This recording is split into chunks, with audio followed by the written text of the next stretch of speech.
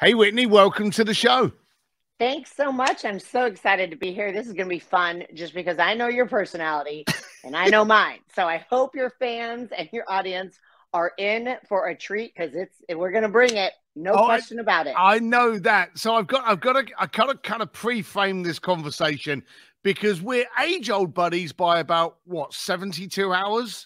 Yes, we go way back. Way back. I had known about you through our mutual dysfunctional weirdo, Joe Polish. And he had me speak at the Genius Network event on Friday. And I think you were like, what was it, Friday afternoon? No, you were Saturday or something, wasn't it? No, I was Friday. I was like 2 speakers after you. But so there you go. Obviously, they kept all the best for forget Chris Voss. Duh. But you know, we were the best on there. And I got to see you before then. Now you are. Let's just let me just give a little layout for the people here. I'm talking to the one and only Whitney Jones. Now 3 times Miss Fitness Olympia, 8 times Fitness Olympian, 15 times Arnold Classic International. You have, and we're going to go into those. But I met you and I noticed you, and I don't know if you remember me. I noticed you in a coffee bar. Oh, really? Yeah, I did. I noticed you in a coffee bar. I don't know if it's my doorman background or something like that, but whenever I don't think it's ever lost me, but whenever I walk into a room, I scout the room. I very, very quickly, even if it's a bloody coffee room, who's in there, who's standing up, who's showing up, kind of the typical kind of know your exits. Yes, you know, that's sure, the classic doorman move, you know. And I walked in and I met John Moulin because I know John Moulin from way back. And I saw you at the bar ordering a coffee. Now, great shape. That's what comes with being a, achieved Olympian. But your smile, one of the most unintimidating, welcoming, beautiful people I'd seen in that room. And you were smiling and you were engaging with the staff. And you were leaning into them. I don't know if you know this, but you were leaning in, conversing with them about your coffee in a quiet manner. But for that moment, they were your world. Yeah. And I noticed that. That's awesome. I love to hear that. Yeah, I didn't know who you were. I just recognized how you were involved with, and I should have done because I'd seen you on videos with Joe Polish, but I just saw an attractive blonde lady. But your engagement was what caught my eye. And I thought, oh, right, it's nice to see people taking the time to make eye contact and converse. And then you left. And then later on, I was like, I know this woman with all the accolades. Yeah, but that's how walk on stage, you're like, you look familiar. Yeah. And so we got to know each other over the period. But I wonder, do you ever feel, and this is probably the maybe one of the worst ways to go in, as built and as defined and as carefully specific you are about creating the body you want, do you find you intimidate people because of it? I don't think I do, honestly, because I feel like I'm really nice. I feel like I'm super approachable, but people tell me all the time, just because of muscles, they're like, yeah, I'm very intimidated. I feel like you're going to kick my ass. And I'm like, why? I mean, literally, I'm always happy. I'm always smiling.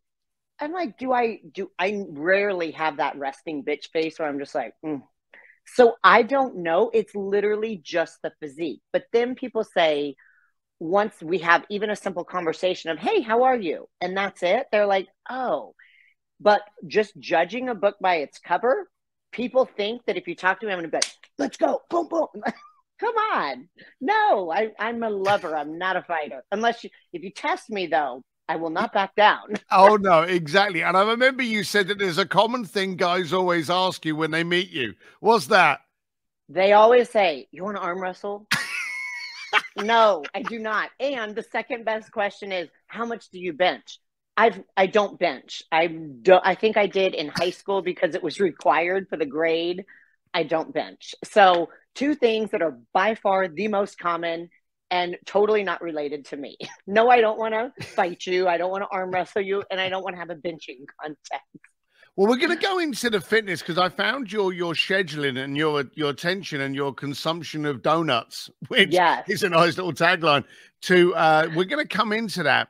But first of all, for the people listening to this, what is the difference of your specific, because you're a fitness Olympian, and a lot of people think of an Olympian as very muscular, and you're incredibly well defined. We're going to put some videos beneath.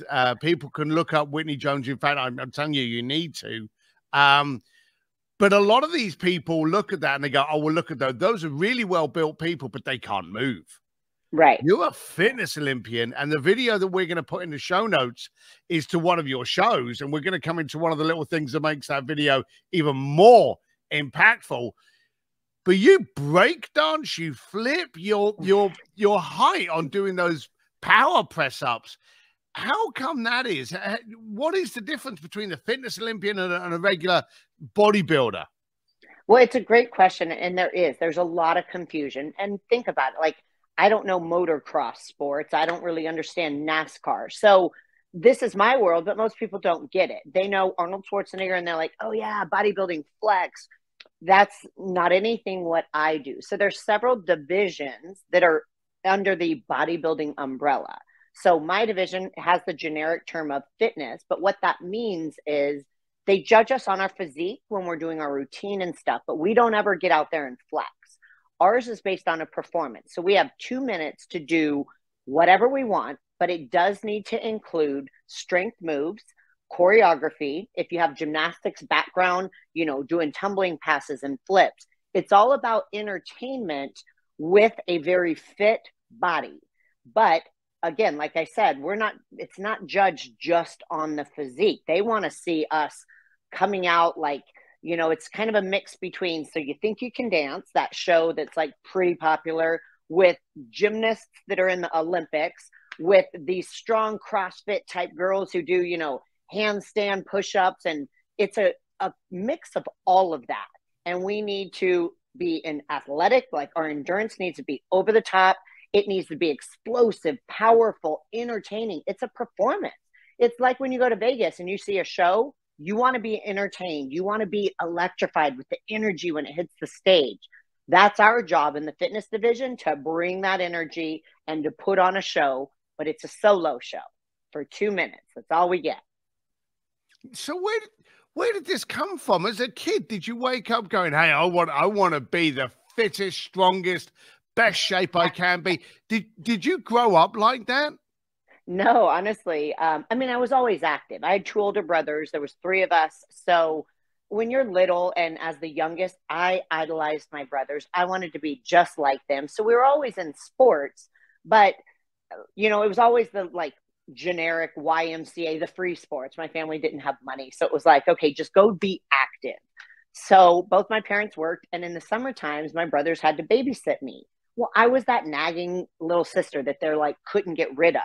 So they used to challenge me in a way to keep me away from them. And they'd say, hey, you can hang out with us if you learn how to do, and they'd come up with some stupid trick or skill.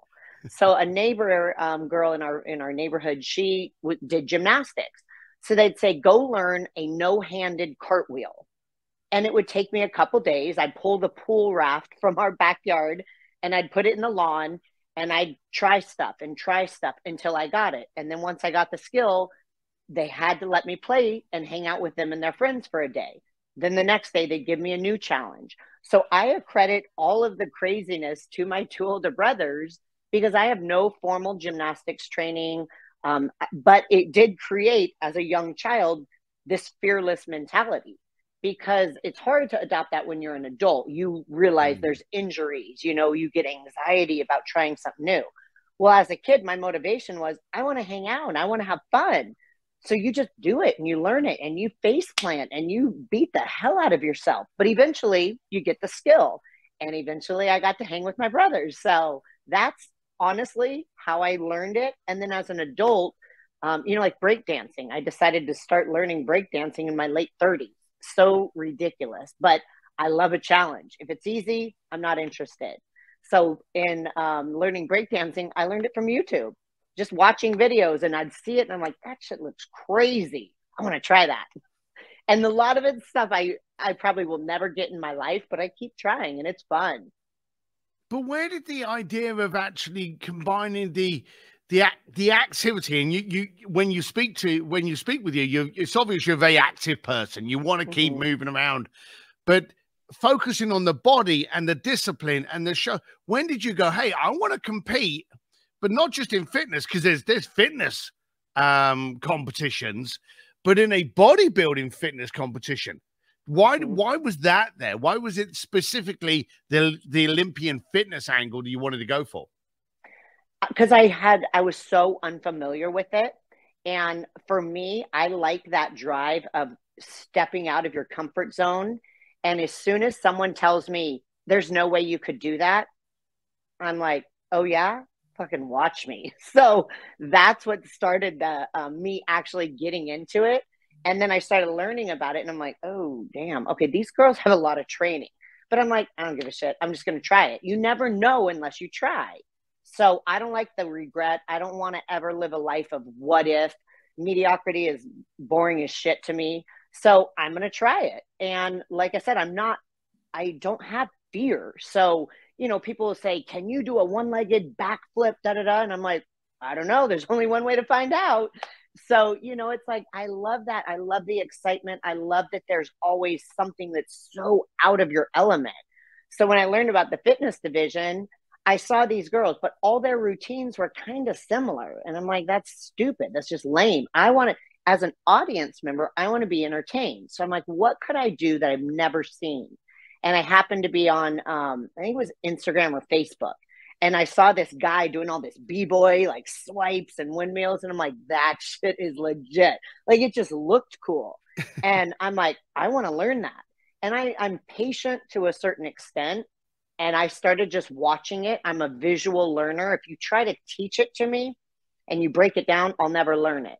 I watch it enough times. I visualize myself doing it. And then I practice. And I just eventually will get it. And I just liked it. I'm like, if I'm going to do this sport, I'm not going to do it like everyone else. I'm going to do it. And I'm going to be so different that people don't know what the hell to think of me. And then I liked it because people are like, no, you need to be like everyone else. You need to conform. I'm like, no, I don't. Like, you don't have to like me, but I'm going to do me.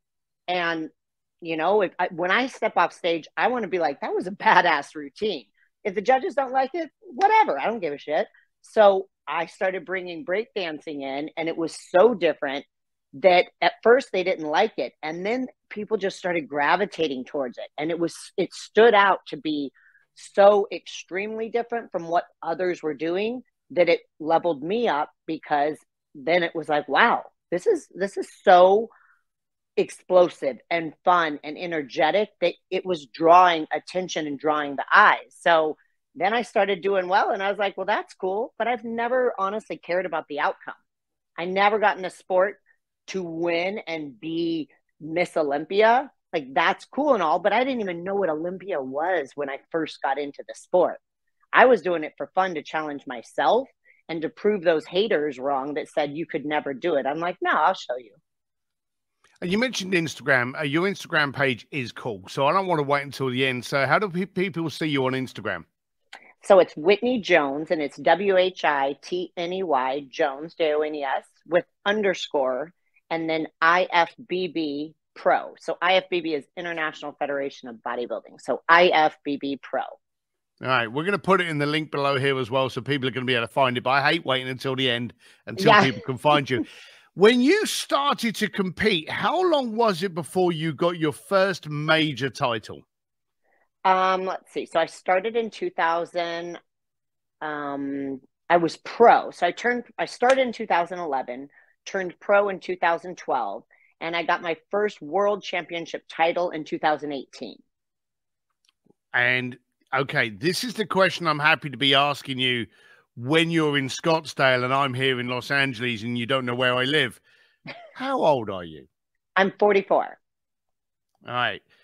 People need to know that, because you move like an 18-year-old. You move like a fit 18-year-old. Now, you said you were very active before, but you're in a sport now where people are actually judging you. And there's a reason for me asking you about your age, which now hopefully you'll forgive me for asking that. Oh, but I don't you're care. in I own it. you're in a industry where you work out for people to judge you on your ability and your definition and your shape, your physique. You're in a very visual industry. Mm-hmm. The rest of the planet, though, and so in fairness, you're kind of putting yourself up there to be looked at and judged. That's the whole game. 100%. Yep. But we're in a world now where we're being judged when quite often we don't want to be. So, and that's a mindset. Now you quite openly own it. This is me. You don't like it, move on. You want to hate on it, keep it to yourself, or yell about it. It ain't going to affect me. How do you train your mindset to know that they are judging one thing, but they're not judging you? It's that's a great question, because that's one thing that I don't like about the sport. Like when athletes come to me and they want to work with me and they want me to coach them, I vet my clients, because if you're doing this to be on the cover of a magazine or for Instagram followers, I'm not your coach. You're doing it for the wrong reason. Doesn't matter if you're in my sport or any sport. You've got to figure out why you're doing it. If you're not doing it for yourself, you got to fucking change shit, because you're living your life for some other purpose that's never going to give you what you hope it would. So yes, when I started this and I started putting myself out there, I mean, I've had these veins that are just crazy since junior high. I've been made fun of forever. Whatever. It is what it is. Granted, it did bother me when I was a young girl, and it's like, this is the way I'm made. But now in my sport, these veins are like cool. So it is what it is. But when I started, every comment was, you look like a man, you've got veins. I'm like, I looked like a man with my veins when I was a junior high little girl. So before I was ever lifting. So it's, you just have to really get thick skin. And you're like, I don't know these people. And even people that I would know and they would talk shit, you have to understand why they're saying it. And it's almost always envy, jealousy. You're doing something they wish they could do. But you have to constantly tell yourself that, especially females. We're way more sensitive. Guys can be like, fuck off and just be fine with it. It's sad because now with social media and society, so many women are impacted. And that's my goal. That's my push in the next several years, is to help these young women or impressionable women, whether it's, at the age of 8, 15, 21, 30, realize who gives a shit. At the end of the day, if your family loves you, if you love yourself, that's all you should care about. And you've got to grow that thick skin where you can laugh at it. I mean, I still to this day get so many hater comments. It's fucking entertainment. I love it. I mean, I don't engage because I know that's what they want, but it's hilarious. And it's like, all right, you behind your keyboard, just sitting here judging and giving your opinions, whatever. What are you doing? So it wasn't easy, but again, it gives you that ownership of your own life where you feel like free. I live my life for me, and I have my great friends. I have my family. It doesn't matter. It does not matter. There's always going to be people hating, and you're never going to please everyone. And once you finally accept that and live your life for you, you literally are on that path to happiness and peacefulness. It takes a little while. I think maybe because I was bullied when I was younger, I was able to recognize that quicker and get out of it. But now I want to help others go, look, this is what I've been through. This is how I dealt with it. And now I could give two shits what anyone thinks. That's solid. That's solid. I'm going to be sharing the details of your websites and how to get hold of you later. We're also going to be putting them in the links, but I am going to say that I found Whitney to be very approachable, and she's very dedicated to creating this development of you inside, kind of before the outside. So, feel free to reach out to her. And I do like what she's standing for here. You stood on stage and chatted with Joe, and you did a great fireside chat on kind of like how you work out and your commitment. And there was a video that he played. And again, we're going to put a link onto this. I forget, what was the show that you were on? If someone wants to Google that on YouTube, where do they find that video? I found it when I got back to show the kids, but what's the best place to find that video? So on YouTube, it was the Olympia. So it's the 2021 Fitness Olympia. If you put Whitney Jones 2021 Fitness Olympia, it would come up.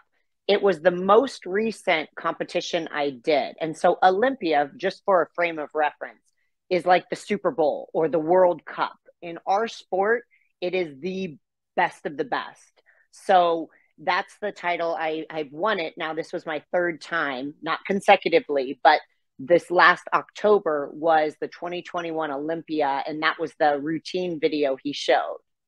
All right. So the video, and again, you won that. So yes. That's beautiful. I like the way you go, oh, not consecutively, but that was the third one. You know, that was beautiful you always say that. But I wouldn't be that humble. I think I'd have it tattooed on my forehead. But when you watch that video and you see the movement going on, you see your strength of performance, ownership of the stage, and then you understand the next bit. And you know where I'm going with this. Yes. Yes. You had a slight hiccup. You were doing that. Was it a broken leg or foot? It was a broken leg. You had not only were, hey, bravo, you walked on stage, you're breakdancing back, you had a broken leg. What happened and how did you get a broken leg? So I was there in Florida for the competition. You go out a week earlier, you have press, media, interviews, you know, appearances. So I was there, and then, you know, you always have one practice, like a few days before the actual competition, because then you let your body rest. So I went down to one of the conference rooms, and, you know, it's a hard floor, and I was just going to run through some of my skills. Well, the area that I was practicing, it was a rather small room, and I do a lot of crazy cattywampus skills. So there's a skill I do where I run and I launch diagonally off of one leg, swipe my leg, and then I end up landing, and I'm supposed to land in a like kneeling position. Well, when I went upside down, I caught a glimpse in the peripheral vision of the wall. And I thought when I flipped, I was going to hit the wall. So just when your brain does that, you kind of stop mid-flip. And when I came down, my left knee took the full brunt of my entire body weight on this hard, kind of basically concrete floor with a tiny film of carpet. And instantly, I mean, my knee blew up. I've torn my ACL, my MCL. I thought for sure it had to have been my knee, and couldn't put weight on it, couldn't walk. And I thought, oh shit, what have I done? This is 3 days before the competition. So I sat there for about 10 minutes going, okay, how bad do I think this is? And I could feel myself starting to lose confidence. I do a lot of self-talk leading up to a show. I do a ton of visualization. When I get to my destination for the show, I know I'm winning. Like, you've got to have that mentality as a top level athlete. That's the only thing you focus on. You're like, I've done the work. I'm here now. Everyone's just coming to watch me win. And that's the best mind frame you go in. In those 10 minutes, I could see my confidence dwindling. And I started getting worry and fear. And that's not me. And I thought, oh shit, hold it. Okay, backtrack. An injury happened, but guess what? We're going to act like it didn't happen. So I stood up and kind of put some weight and thought, I got to get back to my hotel room. I got to pass all of these officials, judges, sponsors, all the fans without anyone knowing. And I said, I just need to get up there, and then I need to brainstorm. I did, just walking with a little bit more swag. So people just thought I was being goofy, which is pretty normal, and not recognizing the limp. And when I got up to the hotel room, by that time, I decided nothing happened. No injury happened. Everything's great. And in my mind, I convinced myself I was 100% healthy. I was going in to win, and I got right back on track. I let my team know we're not discussing it. I was handling my own care in regards to icing it and trying to get the swelling down and, obviously staying off of it. But nobody knew about it. Nobody knew about it except 4 people who are in my camp associated with my training. But I wouldn't let them talk about it. It was like, nope, I don't want anyone looking at it. I don't want anyone asking me if I'm okay, because I'm great. I knew when I flew back home to Arizona, I was going to go to the doctor and find out, but nothing was going to change between now and then. And if it got worse, it got worse, whatever. I had worked way too hard. And even if I wasn't at my best, I was going to go give one hell of a performance. I wanted that third time Miss Fitness Olympia title. And I did not want to step off stage with any ounce of regret, no matter if I was hurt or what. So that's how I got through. The mind is so powerful. And I know it's so cliche, but I am telling you, that is one thing I have learned as a top level athlete, that what you put in your brain, and if you can convince yourself to believe it, it will happen. If there's any ounce of doubt, count yourself out. You've really just shot yourself in the foot. I love that. Any ounce of doubt, count yourself out. I love. There you go. There's my new mouse pad. All yeah, right, there you go. That is good. Did you tell the judges afterwards? Hey, thanks for that. By the way, I got to lay down. I broke my leg. Did any of the judges afterwards know?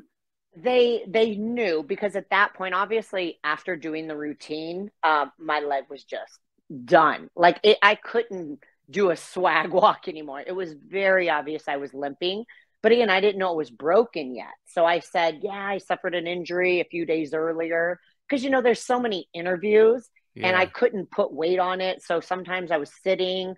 So people knew I hurt myself, but no one knew until I got back that next week. And then I was like, oh, damn, yeah, it was actually broken. That's insane. Now you have, you're based in Scottsdale, correct? Well, I'm in Chandler, Gilbert area. So basically similar. All right. So you're in Arizona and you have gymnasiums over there and you do a lot of work, predominantly with women, with females, correct? Yes. I mean, my gym itself actually trains everybody. And it's not just competitive athletes. Our primary, like, bread and butter clientele is lifestyle clients. It's couples. It's, kids who are trying to do sports specific training, or people who want to lose 5 pounds to 200 pounds. But me personally, I work directly, primarily with females, just because that's my specialty. I don't try to claim I'm everything to everyone. If it's a lifestyle client that's male, just trying to get in shape, absolutely. If it's a male that wants to compete, it's a little different market, but I train lifestyle clients, male and female. And then when it comes to competitive athletes, it's female. And I actually told my wife this when I got home yesterday. It would be amiss of me if I didn't bring up the fact of what a fan you are to Oreos and donuts. Yes. And when anyone watches your videos, they're going to think you've basically been chewing grass and not eating a real piece of food for like 15 years. And you openly sit up there and go, oh, no, I get a good donut down me each day. How did that come about? Well, and I do, because a lot of people, they're like, gosh, I wish I could look like you, but I bet you eat nothing. And I'm like, if I had to eat nothing, I would never have gotten in this sport. But obviously, when I did endurance events, before I got in the sport, I did triathlons, marathons, trying to get in shape. But my body had no muscle. And so I was a cardio bunny, just always doing like endurance type activities. It tore away all my muscles. So my metabolism was so inefficient. So I learned that about myself and realized I need to get toned. I need to build some good quality lean muscle. I didn't want to be muscular, but I needed muscle if I wanted to have more freedom with what I ate.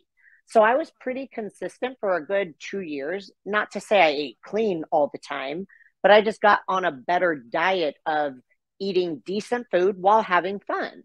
Well, as I built the muscle and stayed active and started actually lifting weights versus just doing cardio, my metabolism started picking up and it just started to get on fire. And I'm 44 years old, and every year my metabolism gets faster and faster, to the point where when I'm leading into a show, I'm actually having to do more exercise because I'm doing routine practice. I get up to about 4,000 calories a day.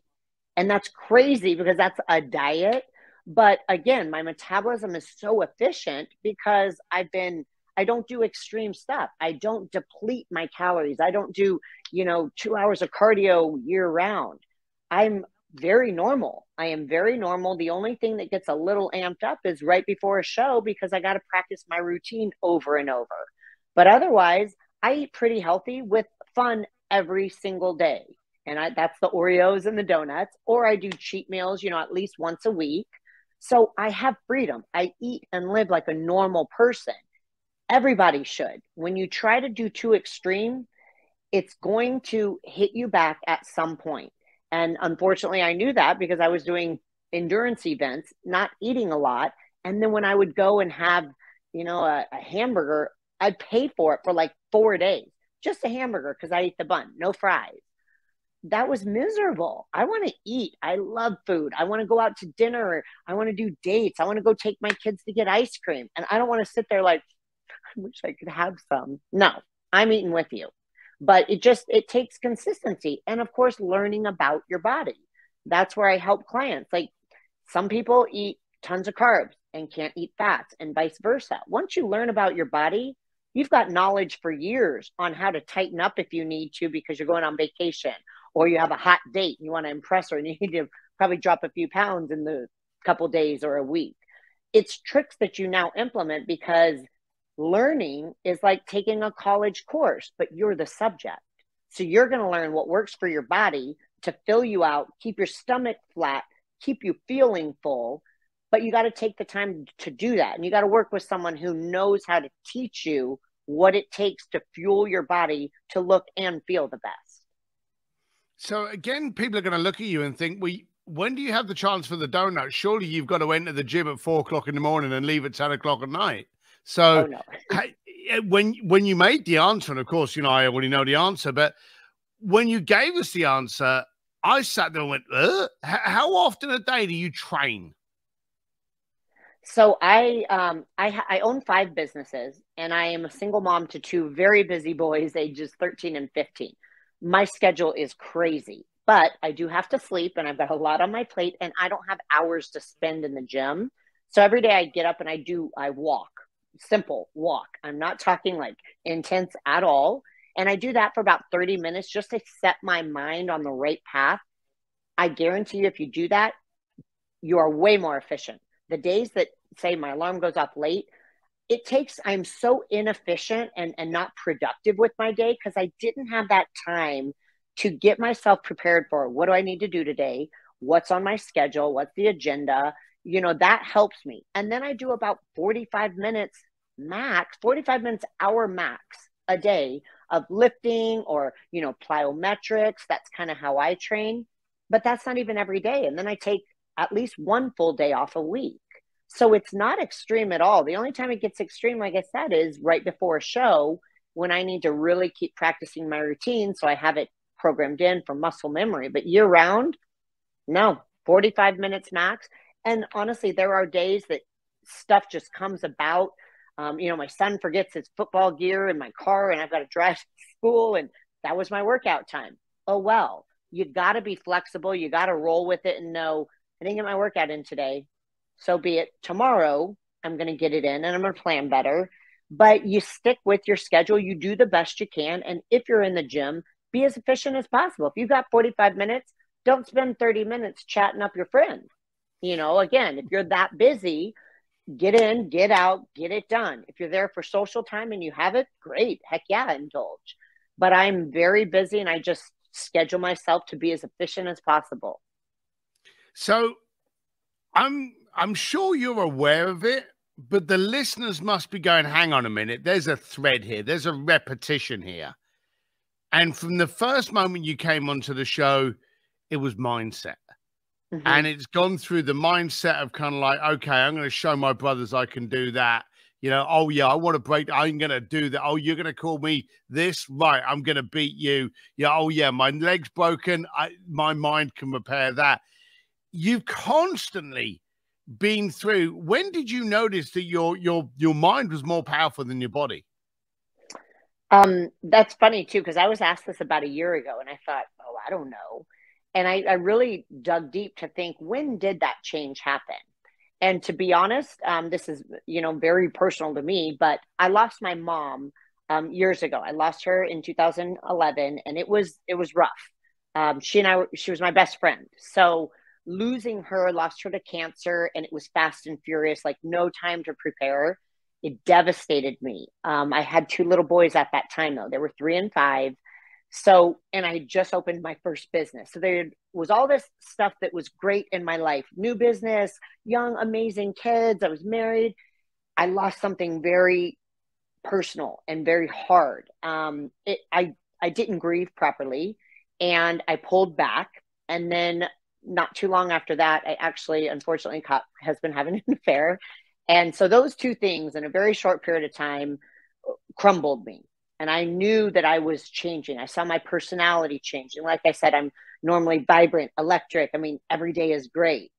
And I was just getting through the days. And I thought, wow, I have 2 boys who are watching all of this.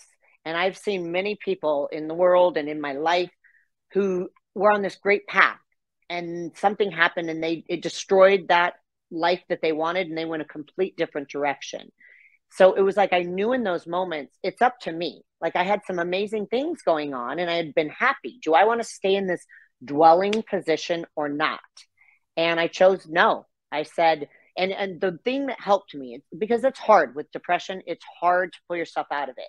If I didn't have these 2 young faces staring at me every day, just adoring me and adoring who I was as their mom, it would have been a lot harder. But I thought I owe it to them to show them that anything is possible, that happiness and passion is the path in life. And so I made it my goal to find a way to achieve everything I had wanted and all these crazy, outlandish thoughts that I wanted to achieve well before any of the stuff that happened negatively. So I said, no, I need to get back on track, get back on the path. And when you deal with something that is very tough, it's an opportunity. It's an opportunity to level up. When you're never challenged, you will stay stagnant. When you're challenged, it forces you to be more and to find a way. And so from that, that's how I live life. You find a way. It doesn't matter what it is, work, business, family. You find a way. Like there's always an answer. There's always a solution. It may not be easy. It definitely may not be what you want, but you can fucking find a way. I mean, I broke my leg. I could have pulled out. I mean, literally all my other competitors were like, why didn't you just say you couldn't do it? And I'm like, why would I do that? I don't want regret. I don't want the, man, I had this opportunity. I wonder if I could have done it. No, try it. Find a way. So when someone challenges me and says I can't do it, okay, that's what you think. I'm going to find a way. And it's just that mentality. I mean, I'm fearless.